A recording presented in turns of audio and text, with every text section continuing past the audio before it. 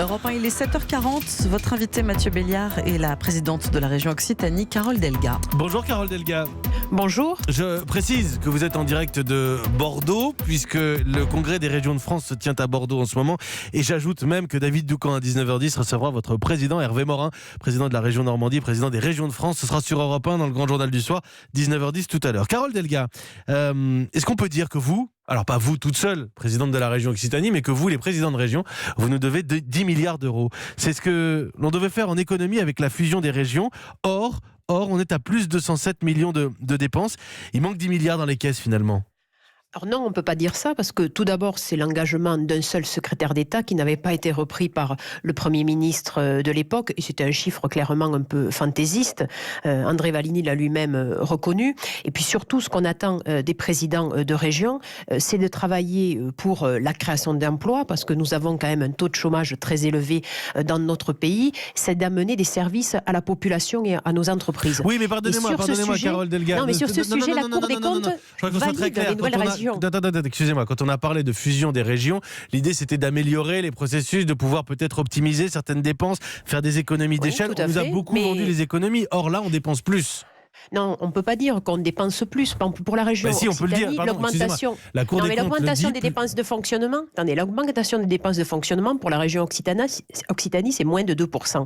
C'est-à-dire, c'est aller légèrement plus que l'inflation. Sachant que les régions ont eu de nouvelles missions sur le transport scolaire, sur l'aide aux entreprises. C'est depuis 3 ans que nous avons ces nouvelles missions.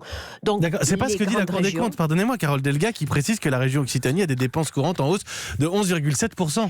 Non, vous avez mal lu, Mathieu Béliard, le rapport, parce que c'est avec les crédits européens pour le développement agricole, et quand on enlève les crédits européens qui sont en dépenses et en recettes, c'est 1,9%. Notez bien cela et lisez bien la page en entier. C'est exactement ce qu'a écrit la Cour des comptes. J'ai vu ce que vous précisiez. Comment font mais c'est dans le rapport de la Cour des comptes. Carole Delga, comment font les présidents de région Auvergne-Rhône-Alpes, Laurent Wauquiez ou Xavier Bertrand pour les Hauts-de-France, qui eux arrivent à faire des économies ? Ils ont des politiques différentes des nôtres. En Occitanie, nous faisons en sorte d'équiper tous les territoires. C'est 13 départements, c'est 4500 communes. Il est essentiel d'amener des équipements, que ce soit en transport, que ce soit en lycée. On a aussi une progression de population qui est la plus forte de France. On accueille 52 000 nouveaux habitants. C'est l'équivalent d'une ville comme Narbonne ou comme Albi. Donc oui, j'investis dans tous les territoires. Il n'y a pas de village oublié. On investit dans la recherche et l'innovation aussi, par exemple, sur les métropoles, mais aussi dans un village comme Moulis en Ariège. Et on fait en sorte aussi de faire la gratuité des manuels scolaires, des ordinateurs pour l'ensemble de nos lycéens. C'est en Occitanie que la rentrée est la moins chère de France. Vos coûts de fonctionnement, Carole Delga, ils sont en hausse ou en baisse ? Mes coûts de fonctionnement, ils sont en hausse de 1,9%, comme l'indique le rapport de la Cour des comptes. Et comment est-ce qu'on l'explique ? Il n'y a pas d'économie d'échelle possible avec la fusion des régions ? Enfin, mais il y a des économies d'échelle. En 2018, la région Occitanie, on a fait 21 millions d'euros. Mais nous, on a décidé d'augmenter le budget pour l'éducation, puisqu'on a baissé le tarif, par exemple, des transports scolaires. Comme je vous l'ai dit, généraliser la gratuité des équipements pédagogiques pour les lycéens et pour les apprentis. J'ai augmenté aussi mon budget pour la culture et également pour les agriculteurs.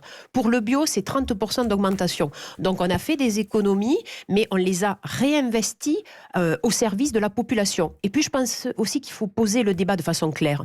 Quand on parle de dépenses publiques, est-ce que investir dans le ferroviaire, c'est une dépense ou au contraire c'est un investissement pour l'avenir ?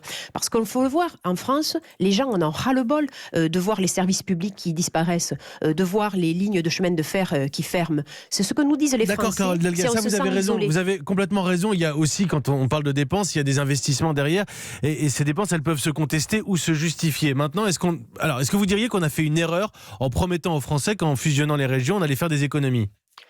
Disons que bien sûr que c'était vraiment très paradoxal de vouloir résumer une réforme de fond qui en particulier est super intéressante sur les filières économiques, que ce soit l'industrie, que ce soit les énergies renouvelables, que ce soit également par exemple l'agroalimentaire, et de vouloir réduire cette réforme de plus grandes régions qui peuvent avoir des tailles qui soient critiques pour justement l'investissement industriel à juste des chiffres, c'était vraiment très malvenu.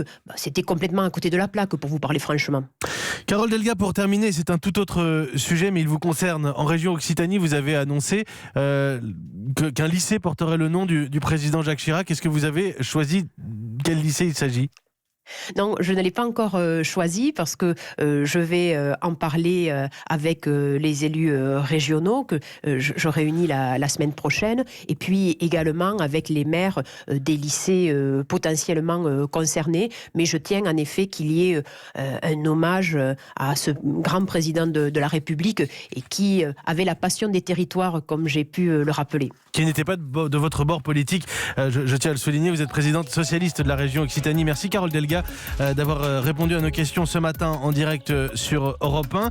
Je rappelle que cette question du budget des régions et des dépenses de fonctionnement des régions, on en reparlera ce soir dans le grand journal du soir sur Europe 1, 19h10. David Doucan reçoit Hervé Morin, président des régions de France, justement, dont le congrès se tient à Bordeaux depuis hier. Il est 7h46.